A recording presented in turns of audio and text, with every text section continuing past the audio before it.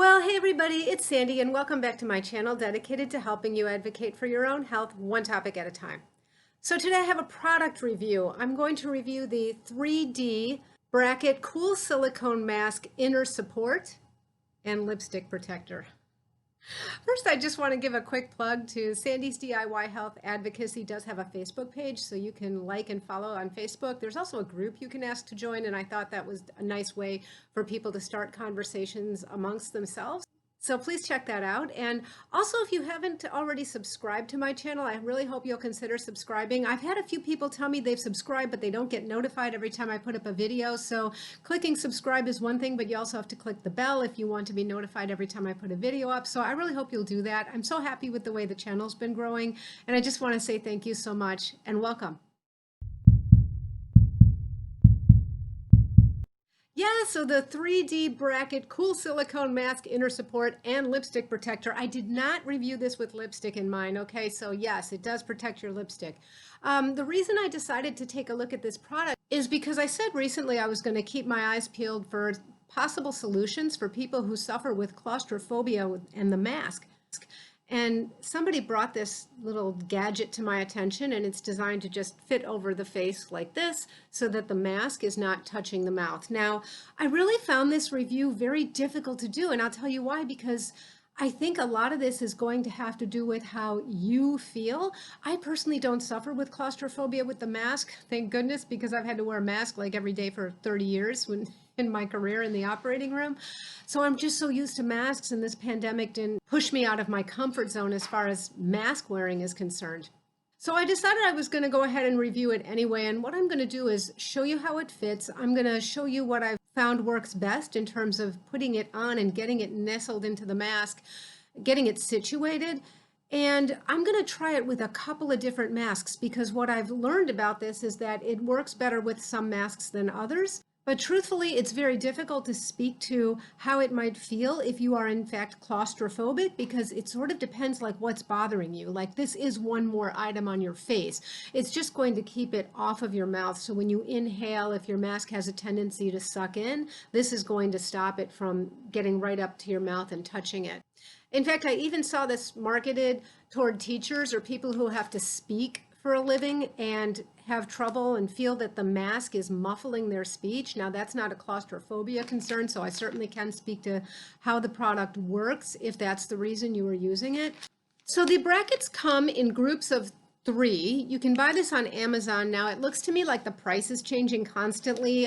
I paid $12.99 for a pack of 3, and at that time there were all different prices depending on what colors you chose. So I didn't really care what color I got. This is supposed to sit underneath a mask and not really be noticed. So I just picked the cheapest one. At that time it was $12.99. I noticed as of the time of this video it had dropped a little bit, so the cheapest group of 3 is $10.99 at the time I'm making this video, and it goes up to $18.98. But I also noticed that there's a delay in shipping, and I think at that cheaper price point you're probably going to wait a little while for these to arrive.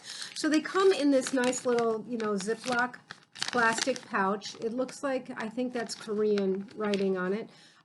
It's washable. Obviously these are reusable. They're made out of silicone, so you can just suds these up in soap and water. Yeah, you get 3 of these little silicone protectors. So I'm just going to try to give you a close-up.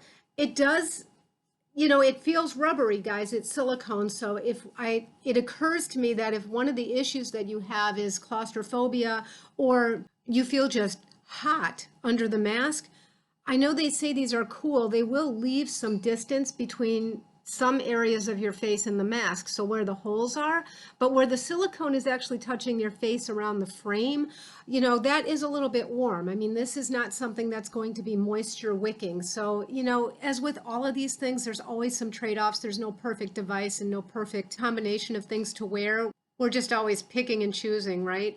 So they do say that you can cut and trim the silicone along the edges to better contour to your face. It's obvious which side is the chin, like that's the chin, because there's a cutout area where this is supposed to fit around the bridge of the nose.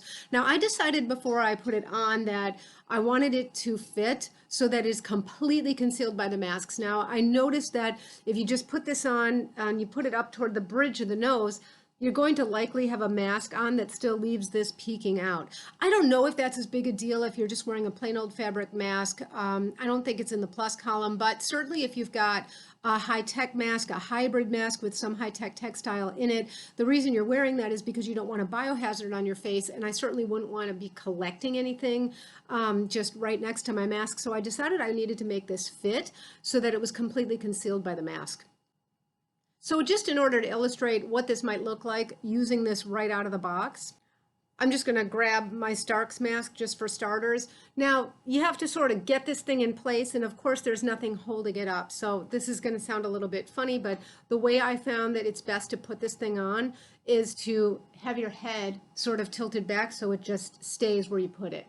So I was trying to decide where this goes. So this feels like it should go all the way up at the bridge of my nose. But then I've got this ridge down here. Let me show you where you can see how it kind of, there's a little flat area, like a little lip of silicone. I'm wondering if you can see that on camera, or maybe I can show you with a different color. Yeah, that maybe shows up better. You can see this little lip of silicone down. Looks like that's supposed to position somewhere. So to me, it felt most comfortable if I had that bottom layer right here in that indentation you have between your lip and the lower part of your chin. I guess I could put it here, but it just feels like it kind of wants to roll down my chin. The mask will help some once you get it on your face, but it's not going to completely hold this thing. So I decided that I was going to put this bottom piece at that natural indentation that we have under the lip, and then I was going to deal with the top, whatever that hat showed. So I'm going to go ahead and put this on. So I know this looks so funny, guys. With my Starks mask, I've got to make sure I have the nose piece up. Got the ear loops. Now, of course, I grabbed one that doesn't have the ear loop adjusters. I don't know why I grabbed my old Starks mask. And this is concealed by the Starks mask just as is. And yes, it is holding the fabric away from my face a little bit, as it says. Now, if I had my adjusters on, let's see, I'm going to do this. So it's not sliding around as long as you have your ear loops adjusted the way you want. But here's what I noticed, guys. It is keeping, actually it is exposed a little bit.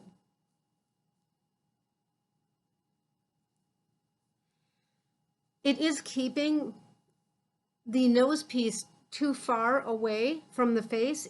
So it's not just elevating the mask off my face down here, it's also elevating it up here.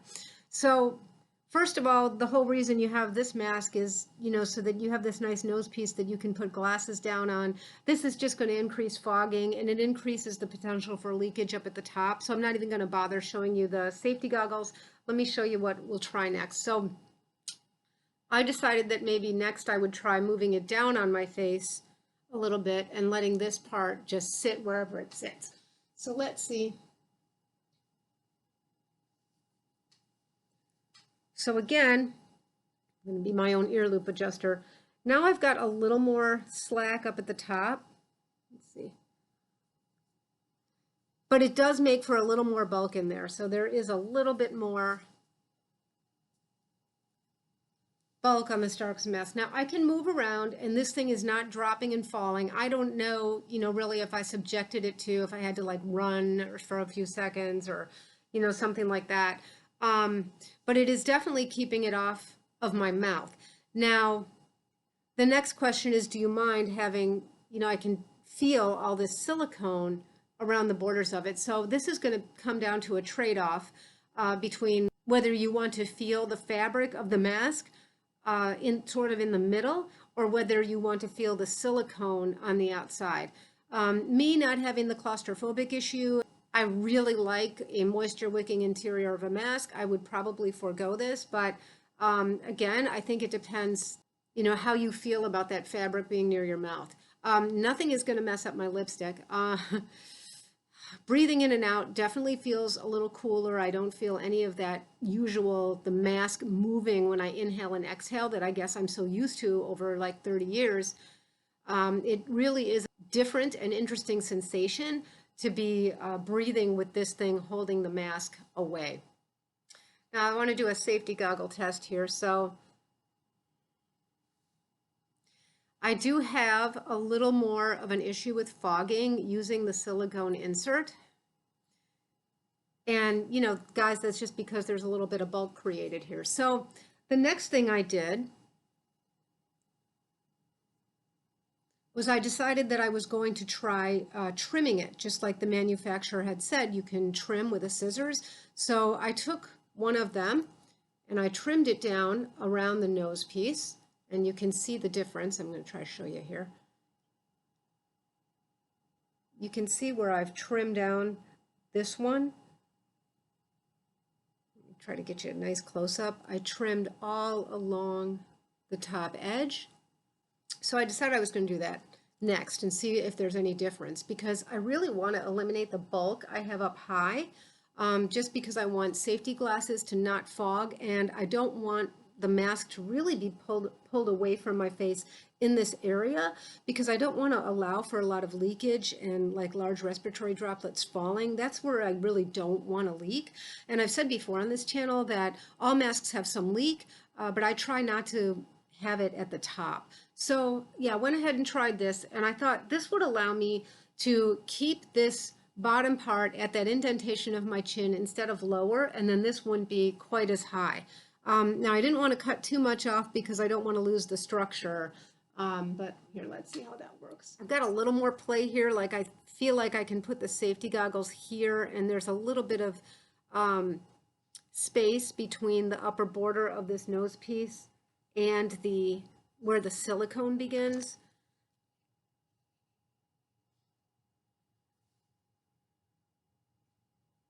That definitely works better. You definitely need to clear yourself a little margin there if you have a Starks mask and you want to wear this thing.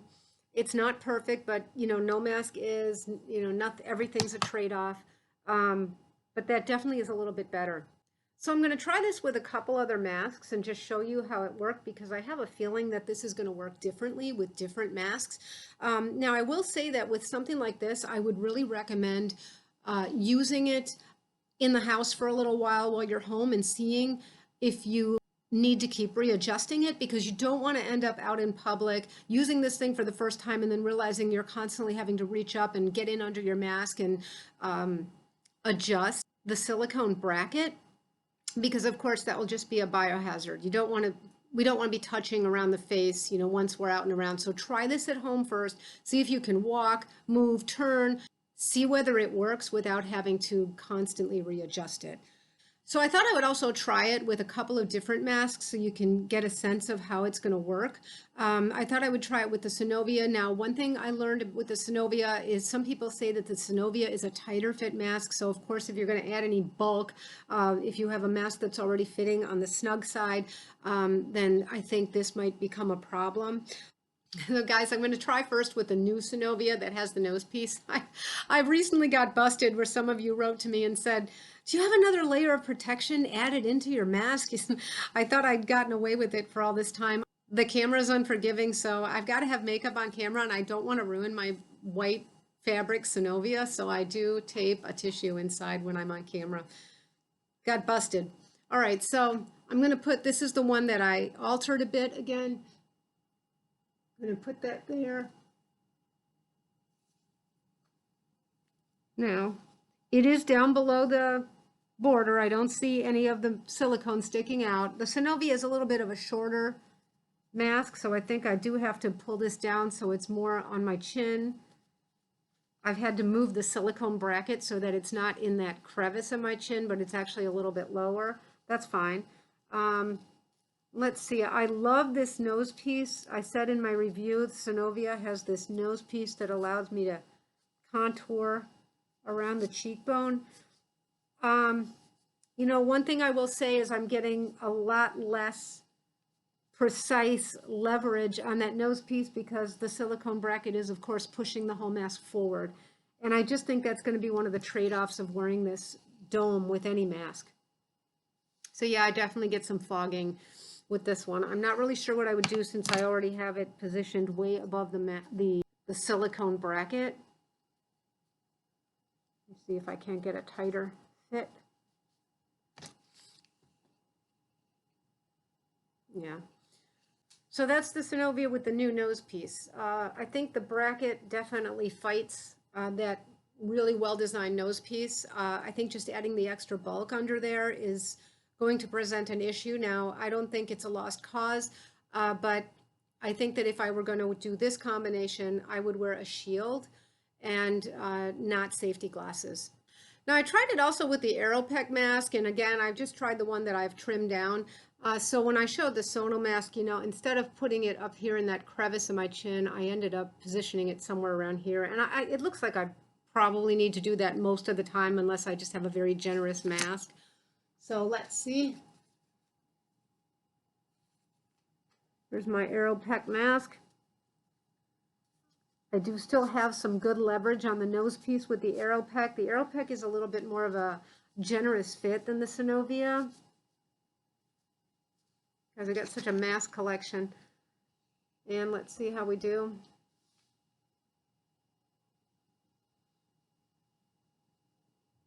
Definitely a better fit with this mask than with the Synovia in terms of fogging with the goggles, although I do get a little fogging still. It's mildly annoying. I think that's just going to be one of the trade-offs with this particular silicone piece. Okay, so that's the Aeropec.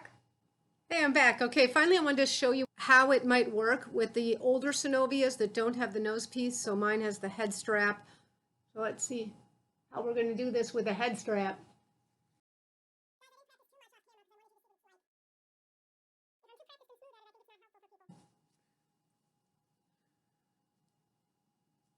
So on this one is a more generous fit. I think this is the Synovia that I have without the nose piece is a large.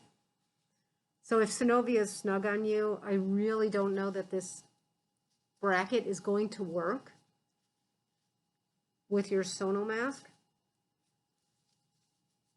Okay, so I can pull this. Boy, that was a lot of tinkering. So I've got it so that the silicone probably starts at about this blue, the end of this blue border where the blue meets the white. And it's just barely covered at the chin. Okay, I can, yeah, it's same thing. It's probably within that border where the blue meets the white. So the bracket definitely fits more comfortably under this large mask than my one with the ear loops I tried on, which is a medium. And I have a little fogging, but actually a lot less. So yeah, I think with the Synovia, if you're going to combine this bracket and safety glasses, you're going to want a generous enough fit so that you can get the safety glasses to weigh down the fabric on top of the bracket so the bracket can't force leak going upward when you exhale.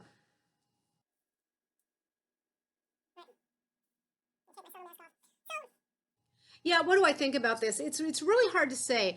I think that if you are using this because of a muffled speech issue, it's perfect. It will definitely keep the fabric off your mouth and prevent that muffling that sometimes you get when you're trying to speak loudly with a group. I know that when I'm trying to speak loudly, sometimes I take a really deep inhale so you won't have that mask sucking in and sticking to your mouth.